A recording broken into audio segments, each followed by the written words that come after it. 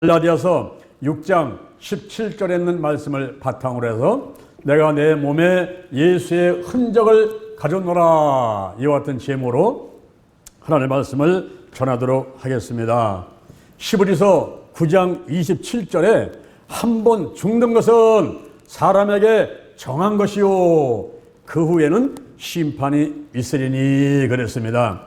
우리가 이 땅에 태어나서 하나님께서 허락하신 생명까지 하나님과 사람 앞에 쓰임받고 사랑받고 살다가 이 생명 다 한다면은 죽어서도 큰 일을 하게 되고, 그리고 존경을 받게 되고, 또 하나님께로 가서 큰 상급을 받게 되고, 우리의 자손들은 천대까지 은혜를 받는 일이 있다고 한다면은 이보다 더 좋은 일이 어디 있겠습니까? 할렐루야.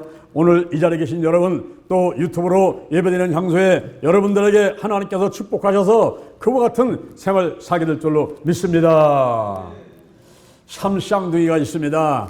이란에 머리가 붙은 샴쌍둥이 자매가 있었습니다. 이들이 29년 동안 아름답고 건강하게 잘 성장을 했습니다. 그리고 각자 열심히 노력을 해서 변호사 자격증도 따게 되었습니다. 그런데 이들이 분리수술을 받기를 원했습니다. 머리가 붙어 있다 보니까 밥 먹을 때도 함께 먹지요. 또 잠잘 때도 함께 자야 되지요. 화장실 갈 때도 함께 가야 되죠. 밖에 외출할 때도 반드시 둘이 함께 가야만 되는 이런 불편함이 있고, 더 나아가서는 각자에게 꿈이 있는데 이 꿈을 이루기 위해서는 분리수술을 받기를 원합니다. 이렇게 이제 분리수술을 신청하게 된 겁니다. 사실 머리가 붙은 성인을 분리수술한다는 것은 쉬운 일이 아닌 것입니다. 1952년도 이래 샴쌍둥이들이 많이 수술을 받게 되었어요. 그런데 대부분의 사람들이 어린아이 때 수술을 받았지, 이렇게 29살까지 큰 성인들이 수술을 받은 적은 한 번도 없었습니다. 이제 의사가 말합니다. 혹시 수술 받다가 죽을 수도 있습니다. 예, 좋습니다. 우리는 죽을 각오를 하고 분리수술을 받기를 원합니다. 우리에게는 각자 꿈이 있기 때문에 그 꿈을 이루어본다면 하루를 살아도 우리는 행복하게 될 것입니다. 수술 받기를 원합니다. 그래서 이제 수술을 하게 됐는데 의사, 간호사, 의료진이 128명이 달라붙었어요. 최소 48시간에서 장장 최대 4일까지 이렇게 긴 기간을 수술을 해야만 되는 것입니다. 그런데 수술을 하다가 피를 너무 많이 쏟아가지고 한 아가씨가 세상을 떠나고 말았습니다. 그리고 나서 1시간 후에 또 한 아가씨도 세상을 떠나고 말았어요. 결국 꿈을 이뤄보고 싶어서, 그 꿈을 이루면서 노력하면서 살고 싶어서 분리수술을 받기 원했던 이란의 샴쌍둥이가 수술하는 가운데 2명 다 죽고야 말았습니다. 오늘 이 자리에 계신 여러분, 여러분에게는 어떤 꿈이 있습니까? 정말 목숨을 바치고라도 그 꿈을 이루어보고 싶은 그런 꿈들이 있습니까? 여기 세상에 태어나서 한평생 살면서 꿈을 이루고 행복하게 살았던 사람 하나를 오늘 본문에서 소개하고 있는데, 그 사람이 사도 바울인 것입니다. 사도 바울은 어떤 꿈을 가지고 있었으며 어떻게 이루었고 행복하게 살았나 하는 것을 오늘 본문 말씀을 통해서 3가지 말씀을 드리고자 합니다. 첫 번째, 누구든지 나를 괴롭게 말라. 한번 따라하겠습니다. 누구든지 나를 괴롭게 말라. 이 괴롭게라는 말은 헬라어로 코푸스 파라게토라는 것인데, 내적인 고통과 슬픔을 말하는 것입니다. 지금 사도 바울에게 어떤 일이 닥쳤길래 이렇게 마음 가운데 고통이 있고 슬픔이 있습니까? 유대주의자들이 폭력을 했습니까? 폭언을 했습니까? 감옥에 갔습니까? 무슨 일을 당했기에 이렇게 내부적으로 고통을 당하고 슬픔 가운데 잠기게 됐습니까? 그것은 다른 아닌 유대주의자들, 거짓 선지자, 거짓 선생들의 미혹에 빠져서, 오늘날을 말하면 교회 와서 신앙생활을 잘하던 사람들이 이단한테 빠져가지고 교회를 안 나오고 쓰러져가는 그 모습을 보고서 이 바울이 내부적으로 고통과 마음속에 슬픔이 가득 찼다, 이런 말인 것입니다.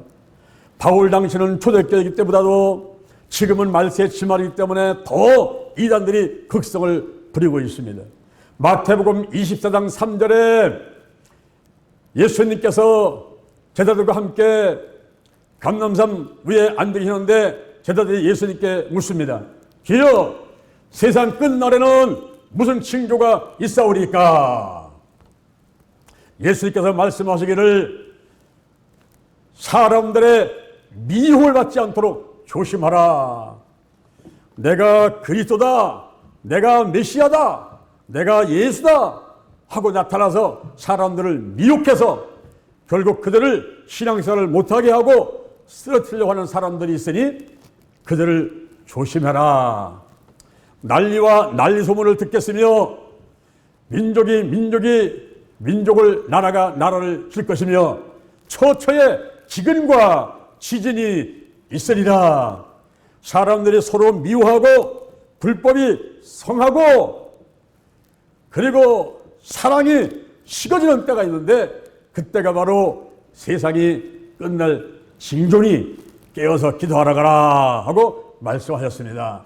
디모데후서 3장 1절 이하에 내가 이것을 알라. 말세에 고통하는 때가 이르리니 사람들은 자기를 사랑하며 돈을 사랑하며 자긍하고 교만하며 부모를 거역하며 감사치 아니하며 거룩하지 아니하며 무정하며 원통을 풀지 아니하며 절제하지 아니하고 선한 일을 좋아하지 아니하고 배반하여 팔며 조급하며 사고하며 쾌락 사랑하기를 하나님 사랑보다 더하며 경건의 모양은 있으나 경건의 능력은 부인하는 때니 이 같은 자들에게서 내가 돌아서라.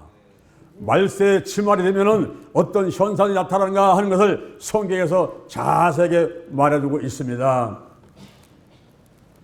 베드로전서 5장 8절 근실하라 깨어라 너희 대적마귀가 우는 사자같이 두루다니며 손길자를 찾나니 너희는 믿음을 굳게 하여 저를 대적하라. 할렐루야. 6.25 전쟁 때였습니다. 네덜란드에서 한국군을 돕기 위해서 온 네덜란드 군인들이 중공군하고 북한군하고 막 전투를 하다가 그의 숫자가 많으니까 밀려서 후퇴하는데 강원도 행성군 행성교회까지 밀려서 오게 됐습니다. 교회에 들어가서 군정을 풀고 잠시 쉬었다가 전투하자 이러고 무장을 풀고 좀 쉬는 그 사이에 북한 군인들이 국군 복장을 하고 변정을 하고 들어와서 쉬고 있는 네덜란드 군인들을 향해서 총을 발사해가지고 그 자리에 있던 사람들이 다 죽었어요. 그리고 그 후에 그리고 한국에 와서 전투하다가 죽은 네덜란드 군인들을 죽은 사람들을 한데 모아서 저 부산의 유엔 묘지에다가 안장을 시켰습니다. 여러분, 한국 군인같이 변정하라고 들어와서 군정을 풀고 쉬고 있는 네덜란드 군인들을 와서 탁 쏴서 죽였듯이 오늘날 성도인 척하고 거룩한 척하고 거짓 선지자, 거짓 선생들, 이단 세력들이 성도로 가정을 하고 교회로 파고든단 말입니다. 들어와가지고 불평하는 사람, 불만인 사람들, 또 부정적인 감정한 사람들, 이런 사람들한테 가가지고 접근을 해서 결국 그들을 쓰러뜨리고 죽이는데 이 땅에서 전투해서 치면은 1시간, 열흘, 한 달 정도에 끝날 수도 있는 일이지만은 그러나 영적 전투에서 친다면은 영원히 지옥에 끌려가서 불 가운데서 완전히 망하는, 완전히 죽는 그런 결과를 갖고 오게 되는 것입니다. 그러나 이게 얼마나 나쁜 사람들입니까? 이게 얼마나 못된 사람들입니까? 오늘날 말세 치말에 이단들이 각 교회로 들어가가지고 두루 다니며 우는 사자같이 사람들을 접근을 해가지고 그들을 쓰러뜨려가지고 결국은 생명이 아니라 영보를 받게 만들어서 지옥으로 데려가려고 하는 이런 세력들이 있습니다. 그들을 가르쳐서 우리는 이단이다 그랬는데, 이단이라는 말은 하이에시스라는 말에서 온 것인데, 이것은 멸망케 하는 의견들, 거짓 가르침, 이런 뜻을 가지고 있습니다. 그럴듯하지만은 그것은 가짜예요. 멸망케 하는 의견들을 내고 거짓 가르침을 통해서 믿음을 잃게 만들고 교회를 못 나오게 만들고 그 가족까지 전부 망하게 만드는 이런 이단 세력들의 전략이 있습니다. 한 이단 단체에서 교회에 들어가서 포섭하라고 내놓은 전략을 보니까 경악을 금치 못하는 것입니다. 교회를 선정하라. 추수할 교회를 선정하라는 거예요. 성도 한 사람, 두 사람의 문제가 아니라 교회를 전체를 쓰러뜨리려고 추수할 교회를 선정하라는 것입니다. 그 교회를 어디 교단에 속았는가, 성도는 몇 명인가, 그리고 성도들의 그 상태, 영적 상태는 어떤가, 전부 이걸 파악을 해가지고 교회 전체를 이단화시키려고 이제 선정을 하고서 호신탐탐 노리게 된다는 것이죠. 근데 교회를 선정할 때 너무 큰 교회는 선정하지 마라. 왜냐하면 사람들이 대화를 나누는데 몇 사람은 알지 다 알 수가 없으니까 효과가 별로 없다 이거예요. 그리고 너무 작은 교회를 해도 안 된다.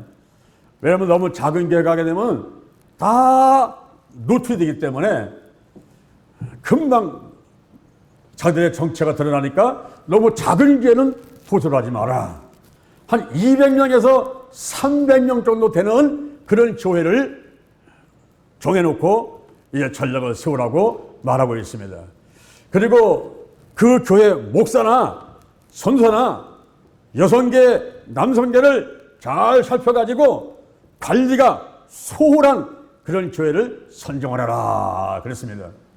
교회를 들어가서는 이 사람 저 사람 만나서 친분을 다지고 대화를 나누고, 그리고 가끔 가다가 성경의 의문점을 툭툭 던지라 했습니다. 그러다가 이만큼 대화가 통하게 되면은 2인 1조가 돼가지고 다가가서 한 사람은 이야기를 하고 한 사람은 아이고 마저 맞장구를 치고 이렇게 분위기를 복구하는 거예요. 그러면서 성경의 의문점을 툭툭 던지면서 내가 지난번에 어디 한번 갔다 왔는데, 신학교육관에 갔다 왔는데 거기 가니까 그냥 막 아주 불임이 거치듯이 정확하게 아주 내가 의문나는 거를 가르쳐 주더라고. 거기 한번 가보자고. 나도 가봤더니 얼마나 좋지 못하다고. 우리 어디서 무슨 행사를 한다는데 거기 한번 가보자고. 거기. 지금 다른 교회를 다녀가지고는 절대 천국 갈 수가 없으니까 거기 한번 가보자고. 이러면서 살살 유혹하고 넘어옵니다.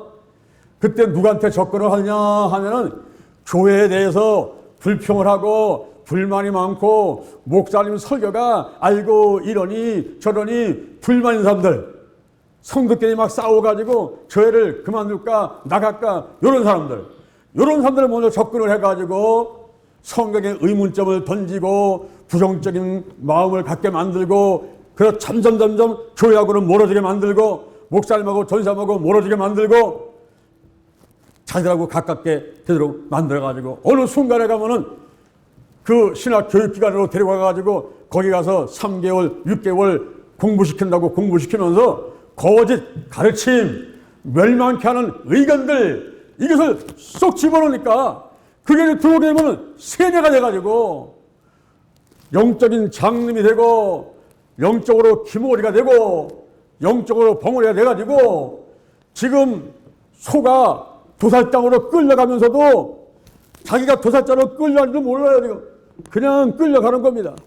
그러다가 결국에 가서는 자기만 죽는 게 아니라 가족까지 자손 대대로 3대 4대 내려가면서 전부 망하게 되는 이런 결과를 갖고 온다 이 말입니다.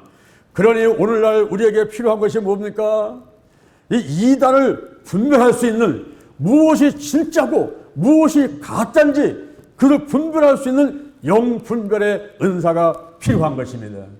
요한일서 4장 1절에 사랑한다더라 영이라고 다 믿지 말고 그 영이 하나님께 속하였나 시험해보라. 거짓 선지자가 세상에 많이 나왔음이니라. 할렐루야. 여기 사도 바울이 내적인 고통과 슬픔을 가지고 누구든지 나를 괴롭게 말라. 이 말은 뭐냐면 이단한테 유혹받아가지고 쓰러져가지 말라. 너희들이 좀 믿음을 지켜라. 기도 좀 해라. 절대 사랑, 절대 믿음, 절대 순종. 할렐루야. 이 사도 바울이 너무나 마음에 안타까움이 있어가지고 누군지 나를 괴롭게 하지 마라. 정신을 차려. 너만 죽는 게 아니야. 네 가족이 다 죽어. 3대 4대 천대까지 죽어버려. 정신 차려 정신. 할렐루야. 할렐루야. 제 선배가 여기 대전에 계룡산 붕하면 이런 곳에 개척을 나왔어요. 한 3년 정도 열심히 전도해가지고 한 70여 명 늘어났습니다. 그런데 그러는 사이에 장모님이 이단한테 빠져가지고 이단의 핵심 멤버가 돼버렸어요. 근데 장모님이 다른 사람이나 그러다가 지옥을 들어가면 좋은데 가장 사랑하는 사람 누굽니까?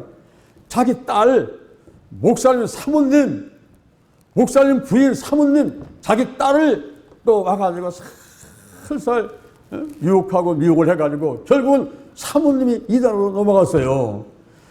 이 사모님이 자기나 지옥 가면 끝나고 좋은데 또 목사님을 한 이불 속에 자면서 하고 내니까 목사님은 또 부인 말을 듣고서 목사님도 이단으로 넘어가 버렸어요.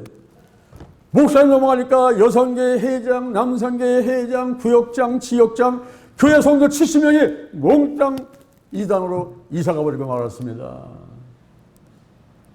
여러분 이게 얼마나 안타깝고 비극적인 일입니까?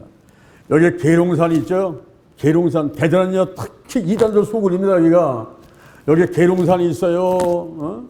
여기 어떤 우리나라의 유명한 이단들의 본거지는 다 대전에 있습니다. 그래서 우리가 정신 바짝 차리고 신앙생활 해야지 얼굴이 하다가는 언제 와서 나를 채갈지 몰라요. 뭐 서울 가면은 눈 감으면 코배 간다는 얘기는 옛날 얘기고 요즘은 눈을 떠도 코가 문제가 아니라 팔다리 다 잘나갑니다. 그런데 대전은 더해요. 여기는 이단들이 득실질질 하면서 어찌든지 우는 사람 달면서 그 사람들을 공격해서 쓰러뜨리려고 호심탐탐 노리는데 우리가 정신 바짝 차리고 신앙생활을 해야 할 줄로 믿습니다. 아멘. 누구든지 나를 괴롭게 말라. 절대 이단한테 미혹되어 쓰러져가지 말라라고 말씀하시는 것입니다. 이단한테 미혹되어 쓰러져가는 사람을 보면 마음이 너무 아파가지고 잠도 못 자고 밥도 못 먹고 그렇게 한단 말이에요. 목회자들은 가장 보람되고 가장 기쁘고 행복한 일이 우리 성도들이 신앙생활을 잘해가지고 영적으로 건강으로 가정으로 일꾼으로 물질의 복을 받아서 행복하게 믿음 갖고 생활하고 전도하고 열매 맺히고 영광 돌리고 살아가는 그런 모습을 보면은 그것이 보람이고 기쁜 일이거든요. 그런데 그렇게 밤낮으로 기도해 준 성도가 뒷발질을 하고 이단한테 빠져가지고 목사님 할렐루야는 갑니다 이러면서 떠나가 버리면요 얼마나 마음이 아픈지 밥도 먹고 잠도 못 자게 되는 것입니다. 누구든지 나를 괴롭게 말라. 할렐루야. 오늘 이 자신 여러분은 평생 동안 이단의 미혹에 빠지지 마시고 여러분의 가족, 일가, 친척까지 다 책임지고 구원시키는 여러분 되기를 주님의 이름으로 축원을 드립니다. 아멘. 두 번째, 내가 내 몸에 예수의 흔적을 가졌노라. 여기 흔적이라는 말은 스티그마타라는 말입니다. 헬라어로 스티그마타, 양이나 소에게 낙인을 찍어서 소유들을 표시하는 것이 스티그마타인 것입니다. 바로 예수님의 흔적, 예수님의 도장, 너는 내 거야. 성령의 인침받고 마귀야 건드지 마라.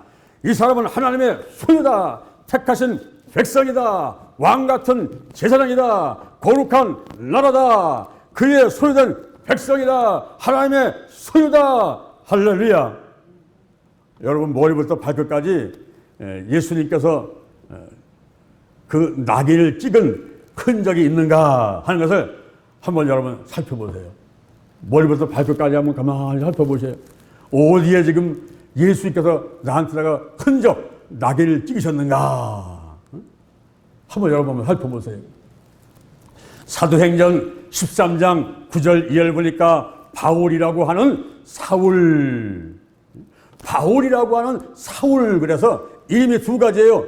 하나는 로마식 이름, 하나는 히브리식 이름, 하나는 바울이요, 하나는 사울이란 말이에요. 근데 이 바울이 예수님의 흔적을 받기 전에는 사울이라고 사용을 했는데, 예수님의 흔적, 예수님께 낙인을 찍힌 다음에는 그 이유는 바울이라는 이름을 계속 사용하게 됩니다. 그 뜻이 작은 자라는 뜻인데, 하나님 앞에, 사람 앞에 겸손해서 작은 자답게 겸손하게 생명 살려주는 최선을 다하는 바울의 모습을 볼 수가 있습니다. 그러면 바울은 언제 예수의 흔적, 낙인을 받았습니까? 이 바울은 공부를 많이 한 사람이에요. 가말리엘 문화생이었습니다. 오늘날로만한 서울대 법대생, 서울대 상대생 같이 대한민국에서 똑똑한 사람들이 먼저 들어가는 그런 대학의 학과 같은 그런 가말리엘 문화생으로 들어가가지고 율법에 능통하고 또 열심히 특심이라 누가 말릴 사람이 없었어요. 그런데 사울이라는 이름을 쓸 때 예수를 믿는 사람들을 잡아 가두고 스데빈 집사 돌을 맞아 죽는 현장도 같이 있고, 이렇게 예수 믿는 사람들을 핍박하고 그들을 괴롭게 만드는 일에 앞장섰던 사람이 사도 바울이었습니다. 그러니까 이제 저 다메섹에 보니까 예수를 믿는 사람들이 많이 있다는 거예요. 됐다. 내가 거기 가서 예수 믿는 사람들을 전부 다 잡아가지고 감옥에 가둬두겠다. 그래서 공문을 올려서 다 도장 맞고 그 공문을 가지고 다메섹에 갑니다. 그래서 다메섹 도상에서 갑자기 하늘로부터 강한 빛이 내려 쪼이는데 얼마나 강렬한지 눈이 멀면서 그 자리에 그냥 쓰러져 버리고 말았어요. 그때 소리가 들립니다. 사울아, 사울아, 네가 왜 나를 핍박하느냐? 주여, 니시니까. 나는 내가 핍박하는 예수라. 일어나서 다메섹으로 들어가라. 네가 할 일이 있는데 그 할 일을 일러줄 자가 있을 것이니라. 그랬습니다. 이 사울은 눈이 멀었어요. 사람들은 아무도 듣지 못합니다. 사울은 소리 들리고 눈이 모여가지고 사람들 구출 받아가지고 다메섹에 갔습니다. 3일 동안을 식음을 전폐하고 눈이 멀어서 기도하고 있는 가운데 예수님께서 그 지역에 아나니아라는 선지자가 있는데 그 아나니아 선지자에게 나타나서 내가 지금 저 집가라는 거리에 가서 유다 집에서 기도하고 있는 5사람 사울을 만나게 될 것이니라. 그 사람은 내 이름을 이방인들과 임금들과 이스라엘 자손들 앞에 전하기 위해서 택한 나의 그릇이다. 택한 나의 그릇이다. 가서 기도를 해주거라. 그래서 아나니아가 주님의 명령을 듣고서 유다 집에 갔더니 아닌가나 거기에 5사람 사울이 눈이 멀어가지고 기도하고 있어요. 그래서 안수기도를 하는데 손을 얹고 딱 기도하니까 눈에서 피를 같은 것이 벗겨지며 성령 축 받게 되고 눈이 번쩍 뜨게 되었습니다. 할렐루야. 건강하게 되었어요. 자, 사도 바울이 이 사건을 얘기를 하는 거예요. 내가 내 몸에 예수의 흔적을 가졌노라. 다메섹 도상에서 밝은 빛을 보고 눈이 멀고 3일 동안 식음을 전폐하고 기도하고 있는 가운데 아나니아 선지자가 와서 기도하는 가운데 눈이 뜨이게 되고 그리고 성령으로 축복받게 되고 건강해졌는데 바로 이런 체험이 바로 예수님께서 나를 양이나 소의 낙인을 찍어서 자기의 소유가 되도록 하신 바로 흔적이다, 낙인이다, 이렇게 말씀하고 있는 것입니다. 오늘 이 자리에 계신 여러분, 여러분에게는 어떤 흔적이 있습니까? 가만히 한번 돌이켜보세요. 큰 것부터 작은 것부터, 작은 것부터 큰 것까지 가만히 한번 생각해보세요. 내가 예수님을 만난 체험이 있는가? 정말 교회를 달려오고 싶었는가? 교회 달려와서 예배를 드리면 나도 모르게 눈물이 흘리게 되고, 그냥 집에서도 교회를 향해서 기도하고 싶고, 목사님 말씀만 들으면 그냥 마음이 평안해지고, 기도하는 것이 응답이 오고, 몸이 아팠는데 기도했더니 치유받고, 목사님이 지식의 말씀의 은사나 어떤 때는 안수기도 할 때에 내 질병이 치유받은 적이 있는지, 우리가 작고 큰 체험들이 있는가 하는 것을 살펴봐야만 합니다. 기독교는 체험의 종교입니다. 우리 하나님은 살아계신 하나님이세요. 할렐루야. 로마서 4장 17절, 죽은 자를 살리시는 분이에요. 없는 것을 있는 것 같이 부르시는 분이에요. 바로 그 하나님을 믿고 신앙생활하는 저와 여러분은 작고 큰 신앙적인 체험이 있어야만 되는 것입니다. 어떤 사람은 큰 체험이 있어요. 그 사람은 하나님께서 더 크게 축복하시고 쓰시려고 큰 고난을 갖다 줍니다. 현재의 고난은 장차나 따를 영광과 좋게 비교할 수가 없는 거예요. 그래서 문제가 크면 클수록 몸이 아픈 것이 불치병이고 의사가 손을 들었어요. 더 이상 못한다고. 그런 사람들이 하나님의 은혜 가운데 치유받고 손만 얹으면 병든 자가 낫게 되고 하나님께 크게 쓰임하는 사람들이 우리 주변에 많이 있지 않습니까? 여러분들은 어떤 체험들이 있습니까? 저는 대전에 내려온 지 22년 되었습니다. 하나님의 대전으로 가라 그래서 아멘 하고 대전에 와서 단 한 명도 없는 곳에 와서 사막에 풀한풀이 나지 않은 그런 곳과 같은 곳에 와서 기도하면서 애쓰고 노력하는 가운데 많은 사람들을 구원시키고 많은 일들을 해왔습니다. 그럴 때에 제가 늘 생각나는 사람이 몇 사람이 있어요. 그분의 한 분이 고 김용원 권사님이라는 분이십니다. 이분은 저 전라도에서 하시다가 이사 오신 분인데 연세가 80이 넘어서 저희 교회를 왔어요.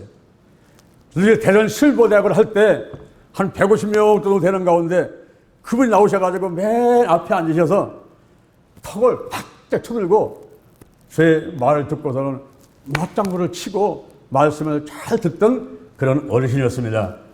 이 어르신이 한번 저를 찾아봤어요. 목사님, 저는 요즘에 너무너무 속상해요. 아, 왜 이렇게 속상합니까? 무슨 일이 있습니까? 다른 게 아니고요. 저는 밤에 자다가 새벽 1시만 되면 꼭 자리에서 일어납니다. 일어나서 요강에다가 오줌을 넣고 그 오줌물을 쳐다보면 오줌물이 벌게가지고 그걸 쳐다보게 되면 너무너무 속이 상해요. 제가 깜짝 놀라가지고 아니 왜 오줌물이 뻘겋습니까? 사실은 제가 방광암이었습니다. 수술을 받았는데 다 치유가 안 돼서 오줌만 넣으면 피가 섞여 나와가지고 벌게져서 내가 이제 죽을 날이 얼마 남지 않았구나 하면서 늘 속상합니다. 그러는 거예요. 그 얘기를 들은 다음에 제가 이제 다른 실버대를 할 때 그분만 보면은 머리에 손을 얹고 기도를 해드렸습니다. 예수의 보혈을 바르고 버리고 씻어냅니다. 성령이 임재하시고 운행하여 주옵소서. 나사렛 예수님의 이름으로 면하니 이 할머니에게 있는 방광암은 드러나고 떠나갈지어다. 그러면 이분은 아멘 그러셨습니다. 근데 오늘날 이분이 저를 찾아봤어요.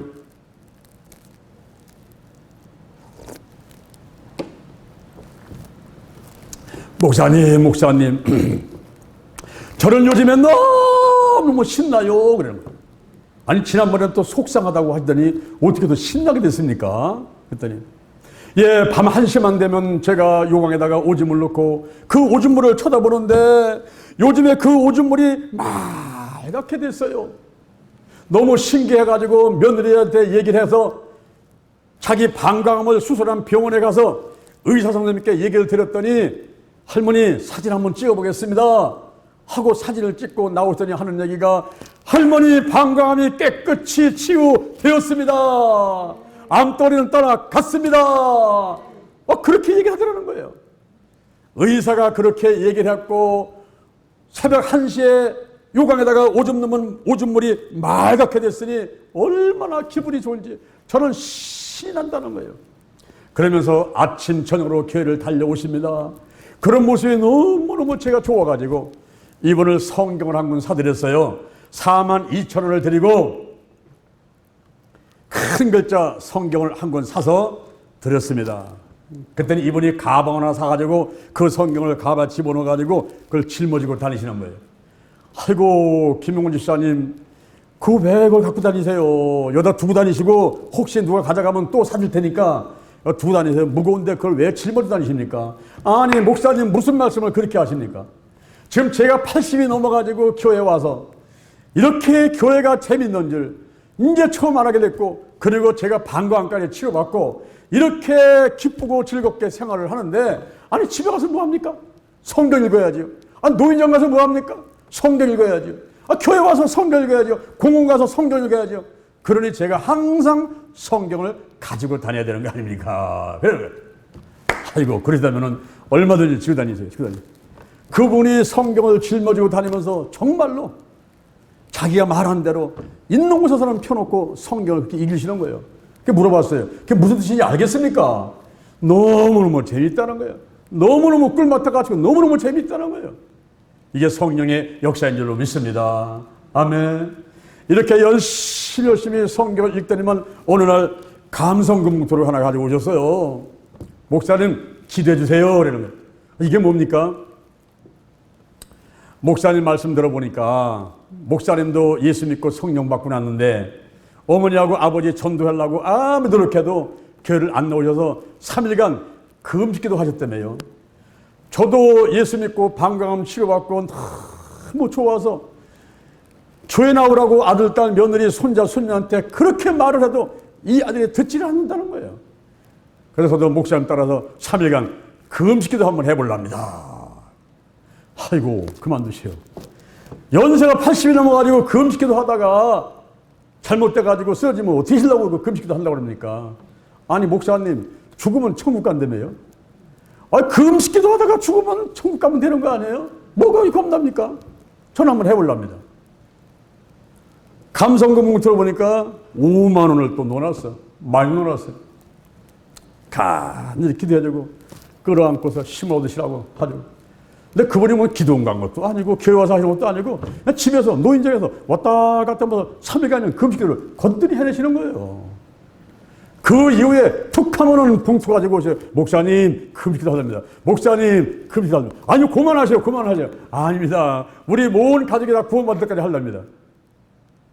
어느 날 대전에 눈이 많이 와가지고 이 무릎팍까지 눈이 차는 때가 있었어요.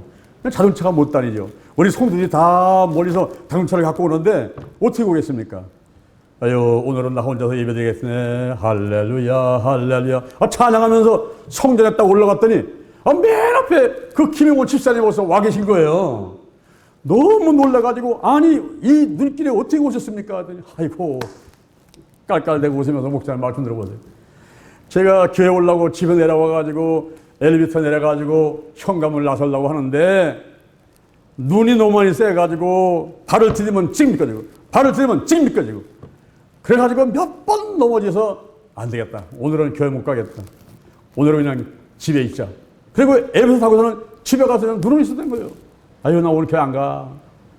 그런데 한 5분쯤 지났는데 속에서 불이 일어나는데 교회를 가고 싶어가지고 견딜 수가 없더래.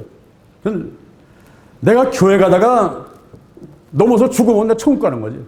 내가 죽기를 가고 교회 한번 가보자. 그래가지고 일어나서 엘리베이터 타고서 다시 오는데 하나님의 지혜를 주셔가지고 공무신장을 벗어가지고 모자 입어서 버선발로 그 눈길을 헤치고 왔다는 거예요. 그래서 벗어가지고 말리고 있더라고요. 내가 그런 말씀을 드리면서 얼마나 제가 마음에 큰 감동이 있었는지 내가 대전에 와서 고생하는 보람이 있다. 가치가 있다. 한 영혼이 천하보다 귀하다고 하는데 이 김용원 집사님 한 분 확실하게 구원시키고 이렇게 이제 신앙생활을 하게 됐으니 이것만 갖고도 나는 보람 있고 가치 있고 하나님 앞에 내가 할 얘기 있다. 그런 생각이 들면서 얼마나 감사하고 감동이 오든지 제가 이 김용원 집사님을 잊지를 못하는 거예요. 이왕 예수를 믿으려면 이 사람같이 믿어야 된다. 김용원 집사님같이 믿어야 된다. 이런 생각을 제가 갖고 있는 거예요. 그분이 어느 날 오더니 그래요. 목사님이 훌륭하게 되시는 날, 우리 교회가 대전에서 유명하게 되는 날, 저는 한복을 곱게 차려입고 대전 시내를 둥실둥실 춤을 추고 다니면서 목사님과 교회를 자랑하려합니다. 예, 그럴 날 올 겁니다. 조금만 기다려. 그럴 날 올 겁니다. 마침 그때 제가 한국 기독교 케어 복지사 협회를 만들고 연세대학교에서 1,500명 정도의 목회자들을 모아놓고 한국 기독교 케어 복지사 협회 창립 예배를 드리면서 거기에 제가 회장으로 출마를 했어요. 그래서 우리나라 교회가 교회복지, 사회복지가 아니라 교회복지를 통해서 세상의 생명을 구원하기 위해서 우리가 들어가서 복지를 하면서 이제 영혼을 구원하자. 이러한 전략을 세우고서 1,500명 목사들과 함께 협회를 창립하게 된 것입니다. 그럴 때에 한창 총회가 진행되고 있는데 제 핸드폰에 문자가 딱 왔어요. 그 김용원 집사님이 쓰러지셔가지고 뇌출혈로 쓰러지셔가지고 병원에 입원했는데 의식이 없다는 거예요. 그날 총회를 마치고 부랴부랴 달려가지고 병원에 달려갔습니다. 중환자실에 계신데 의식을 몰라요. 지도만 해드리고 왔는데 그로부터 한 달 동안 그 병원에 계시다가 병원에서 더 이상 저들이 할 것이 없으니 집으로 모시고 가세요. 그랬습니다. 9월 26일 날이 토요일 날입니다. 그날 이 김용원 집사님이 집으로 오시는 날 전사들하고 권사님, 집사님들 7명이 그 집을 찾아갔어요. 찾아가서 그 집사님 방에 들어가서 모자가 손을 딱 얹었습니다. 그분이 살아계실 때에 가장 좋아했던 찬송가가 405장이었어요. 나 같은 죄인 살리신 그 찬송을 한 번 부르고 두 번 부르고 10분, 20분, 30분, 40분간을 불렀더니 이분의 눈에서 눈물이 주르르 흘러요. 입으로 뭐라고 하려고 그래요. 그래서 제가 가슴에 손을 얹고 김용원 집사님 애쓰지 마세요. 천국은 상함도 해함도 눈물도 아픔도 없는 곳입니다. 이 땅에서 고생하지 마시고 하나님 품에 들어가세요. 이러면서 제가 기도를 해드리고 저는 왔습니다. 그 이튿날 9월 27일 날 오전 9시에 김용원 집사님이 하늘나라로 가셨어요. 제가 11시 예배를 끝나고 제 집들을 모집을 했습니다.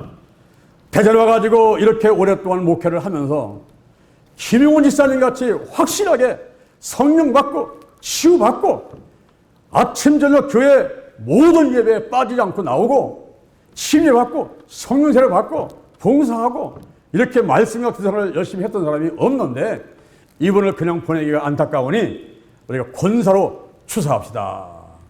만장일치로 그럽시다 해가지고 김용원 권사로 해서 제가 장례를 주관해서 장례를 치게 됐습니다. 저 전라도 정읍에 사람들이 많이 왔더라고요. 제가 예배 시간마다 김용원 권사님에 대한 이야기를 하면서 말씀을 전했어요. 이제 하관 예배 그 시신을 땅에 매장을 하고 흙을 다 덮고서 예배 마치고 이제 천막에 와서 앉아 있는데 큰 아들이 온 일가신처 다 모아놓고 이야기를 하는데 이번에 어머니 장례를 치면서 목사님 말씀을 들어보니까 우리 어머니께서는 80 넘어서 교회를 나셨는데 여자 중에서는 가장 높은 직이라고 할 수 있는 권사님까지 되셨고 목사님 말씀 들어보니까 아침 저녁으로 교회에서 살다시피 하시고 그렇게 신앙생활을 열심히 하셨으며, 그리고 우리 자손들을 전부 구원시키기 위해서, 교회 가게 하기 위해서 죽을 각오를 하고 금식기도를 몇 차례 하셨다고 하는데, 여러분, 우리 어머니 뜻을 받들어서 오늘 이 시간 이후에 우리 모든 가족들은 다 교회에 나갑시다! 할렐루야! 이럴 때는 박수를 쳐야 되는데 어떻게 여러분은 감동이 없어요? 왜 감동이 없느냐고. 감동이 없어요. 지금 눈만 껌뻑껌뻑하고 앉아있지. 이 감동이 있어야지. 감동이. 지금 노인이 한 명이 아니란 말이에요. 지금 3대 4대가 문제 아니라 1000대까지 예수를 믿는 그런 은혜를 받는 그런 가문 가족이 되는데, 이게 얼마나 놀라운 일이란 말이에요. 저 여러분 한 사람이 아니란 말이에요. 여러분의 아들, 여러분의 딸, 며느리, 손자가 예수 믿고 할렐루야. 여러분의 가정에 가서 목사가 나오고 전사 나오고 장로가 나오고 할렐루야. 1000대까지 하나님의 은혜가 넘치게 임하게 될 줄로 믿습니다. 아멘. 내가 내 몸에 예수의 흔적을 가졌노라. 여러분, 김용훈 권사님이 하늘나라에 가서 하나님 앞에 그럴 거예요. 내가 내 몸에 예수의 흔적을 가졌습니다. 여러분은 어떤 흔적들이 있습니까? 교회에 무엇 때문에 나오는 거예요? 왜 나오셨습니까? 이제 하나님께서 작고 큰 흔적들을 여러분에게 주셨는데도 불구하고 여러분이 깨닫지를 못하는 거예요. 생각을 못하고 감사를 못하고 그런 분들이 있을 수가 있습니다. 깊이 묵상해 보시면서 흔적들을 찾고 그 흔적을 주셔서 하나님의 자녀 삼으신 우리 하나님 앞에 영광 돌리는 여러분 되기를 주님 이름으로 축원하는 새입니다. 할렐루야. 세 번째, 우리 주 예수 그리스도의 십자가 외에는 자랑할 것이 없도다 그랬어요. 여러분, 예수의 흔적, 소나 양에게 낙인을 찍는 스티그마타, 이 흔적이 있는 사람은요, 세상 거 자랑하고 싶은 마음이 싹 없어집니다. 왜냐하면 그 흔적 받은 은혜가 너무 크기 때문에 다른 것은 다 시원치 않아요. 다 시원치 않습니다. 내가 내 몸에 예수의 흔적을 받았습니다. 십자가에는 결코 자랑할 그런 마음이 안 생기는데, 그런데 이 십자가의 길은 고난의 길이에요. 이 십자가의 길은 눈물 없이는 갈 수 없는 길입니다. 이 십자가의 길은 핍박의 길입니다. 그렇지만은 현재의 고난이 장차 나타날 영광과 좋게 비교할 수가 없기 때문에 내게 있는 돈, 내게 있는 명예, 내게 있는 권력을 분투처럼 여기고 할렐루야, 목숨을 잃을 각오를 하고 복음을 증거하면서 달려가는 증인이 되는 것입니다. 할렐루야.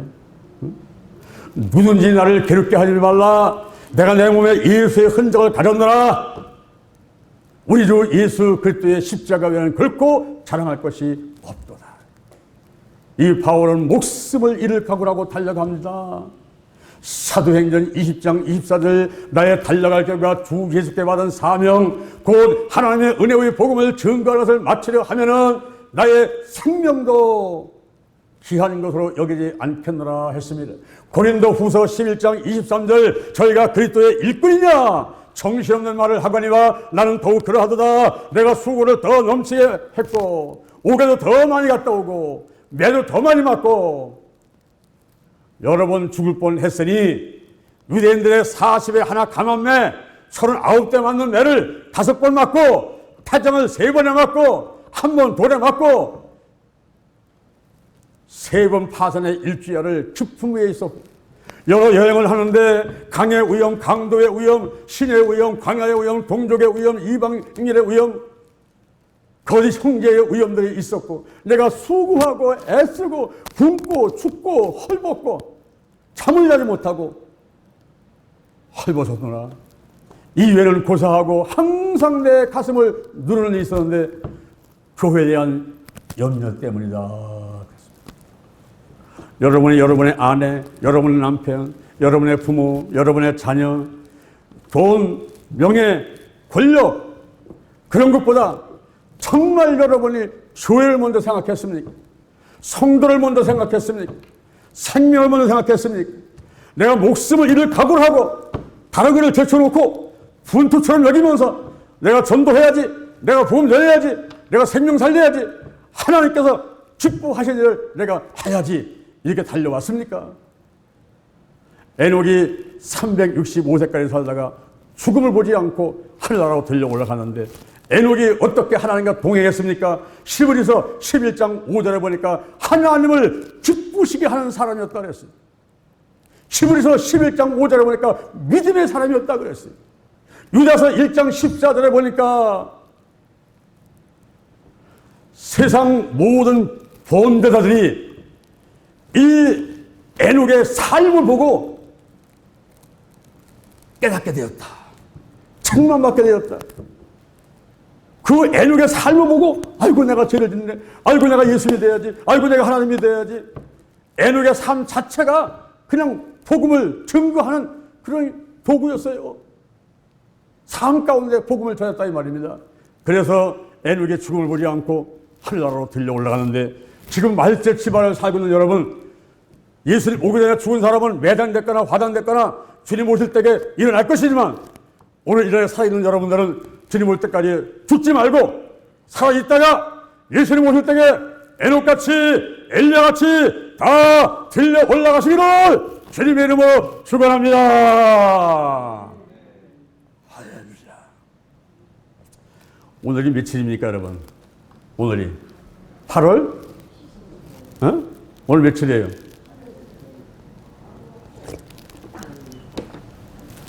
8월 15일이 74주년 광복절 기념일인데, 누가복음 4장 18절에 보니까 주의 성령이 내게 임하셨으니 가난한 자들에게 복음을 전하게 하시려고 내게 기름을 부으시고 나를 보내사 보된 자에게 자유를, 눈먼 사람을 다시 보게 하고 눌린 자를 자유케 하고 주의 은혜의 해를 전파하게 하려 하심이니라 그랬어요. 주의 은혜의 해가 무엇입니까? 바로 그것은 신년을 말하는 거예요. 신년, 레위기 25장 10절 제50년을 거룩하게 하여 전국 거민에게 자유를 공포하라 그랬어요. 오늘 8월 15일은 일제 36년 신비세약 가운데 해방된 것을 기념하지만, 우리가 기뻐할 것은 여러분이 죄의 노예, 마귀의 노예가 됐다가 해방된 것을 기뻐하시기를 바랍니다. 할렐루야. 이 신년은 히브리 말로 요벨인데 크게 울려 퍼지는 나팔 소리예요. 이것을 다른 말로 말하면 회복, 영어로 말하면 힐링, 대전 힐링 교회, 영동 힐링 기도원, 힐링 치유, 한 개만 아니라 영과 혼과 육과 환경이 총체적으로 전체적으로 치유되는 것을 말씀하고 있는 것입니다. 바로 예수님께서 성령의 기름 부음 받으시고 이 땅에 오셔서 복음을 전할 때에 저와 여러분이 영과 혼과 육과 환경이 전체가 치유받고 회복되는 그런 복을 받게 됐음을 믿으시기를 바랍니다.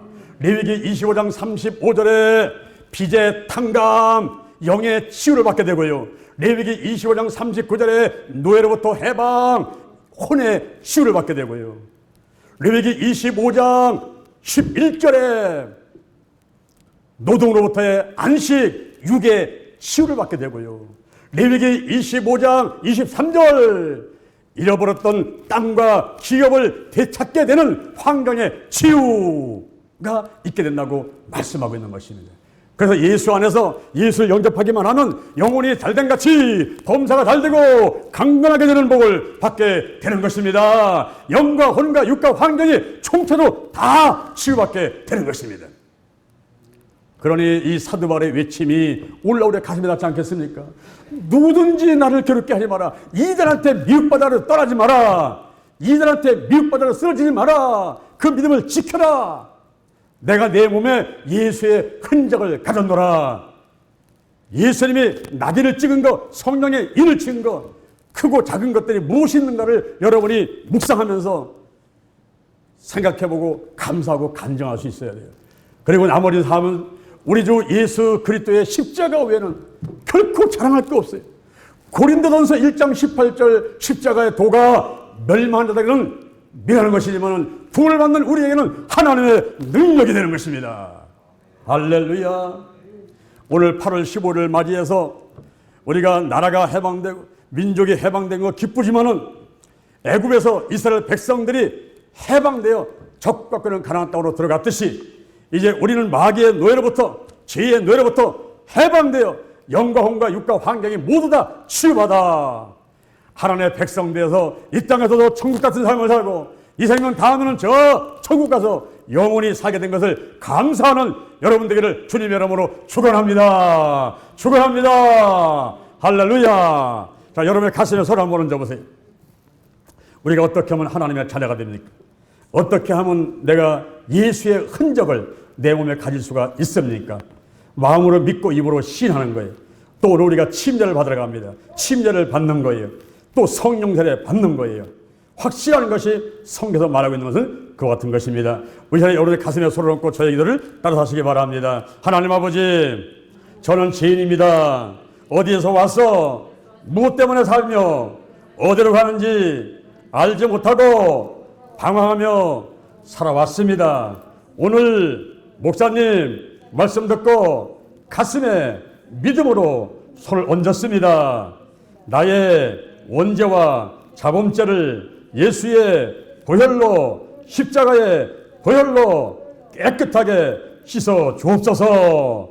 나를 위해서 죽으시고 나를 위해서 부활하신 예수님을 나의 구세주로 모셔드립니다. 지금부터 천국 갈 때까지 나와 함께 하시고 나의 영, 혼, 육, 환경의 모든 질병을 치유하여 주옵소서. 예수님의 이름으로 기도드립니다. 여러분 머리에 손 한번 얹어보세요.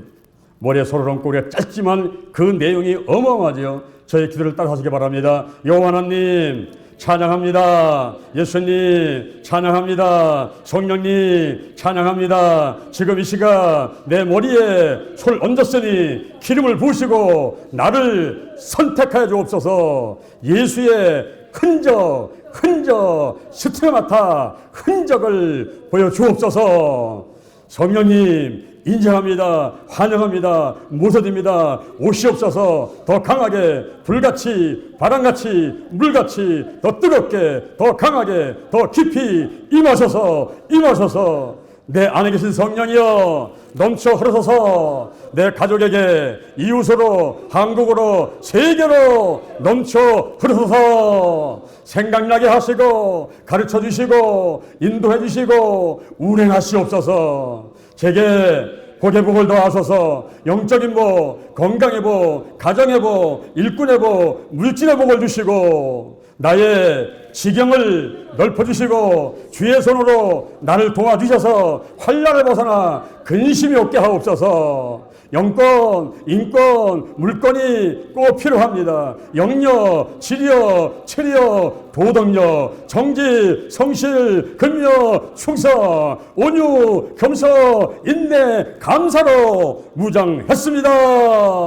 나사렛 예수 그리스도의 이름으로 명하노니 죽음의 영, 우상의 영, 거짓의 영, 음란의 영, 미움의 영, 욕심의 영, 교만의 영, 의심의 영, 가난의 영, 저주의 영, 실패의 영, 질병의 영들이 다 드러나고 떠나갈지어다. 근심, 의심, 욕심, 염려가 떠나갈지어다. 신뿌리, 나쁜 습관들, 가난, 영, 혼, 유, 환경에 모든 질병들이 다 드러나고 떠나갈지어다.